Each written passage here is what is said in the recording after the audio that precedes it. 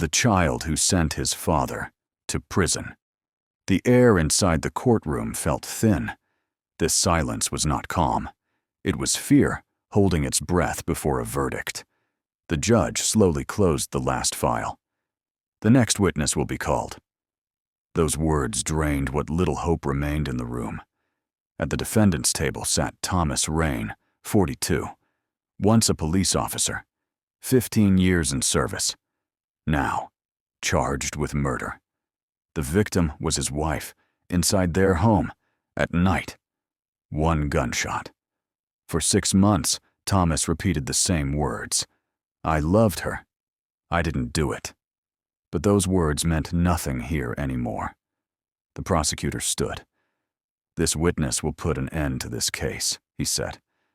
He was in the house that night. A quiet murmur spread through the courtroom. The door opened. The witness entered. He was small, only 10 years old.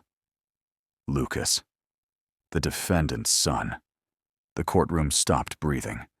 The boy didn't look at the judge. He didn't look at the prosecutor. He looked straight at his father. What is your name? The judge asked. Lucas, the boy said quietly. Were you home that night? Yes. Thomas's hands began to shake. Did you hear the gunshot?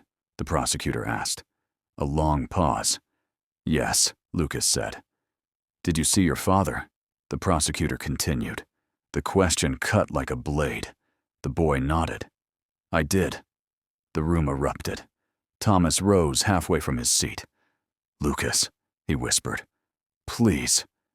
Defendant will remain silent, the judge ordered. What did he do? The prosecutor pressed. Lucas closed his eyes. He shot my mom. That sentence was heavier than any verdict. In that moment, Thomas broke inside. The verdict came quickly. Guilty. Life imprisonment. As Thomas was led away, he turned back once and looked at his son. Lucas did not cry, but the story did not end there. Weeks later, Thomas's attorney visited him in prison. His voice was low. We found new evidence. It turned out Lucas had been taken to a psychologist before the trial. A recording existed. My dad didn't shoot my mom. Some men told me to say that. They said if I didn't, I'd never see my dad again. That recording had been hidden from the defense.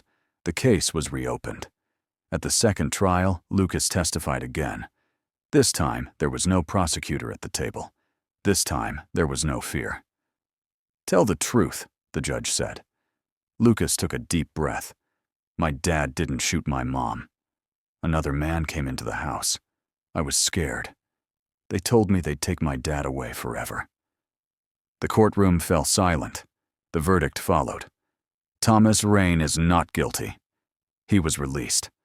Child Protective Services reviewed Lucas's case. The decision was clear. Custody is returned to the father. That evening, Thomas held his son. Lucas cried silently. I'm sorry, Dad. Thomas shook his head. You saved me.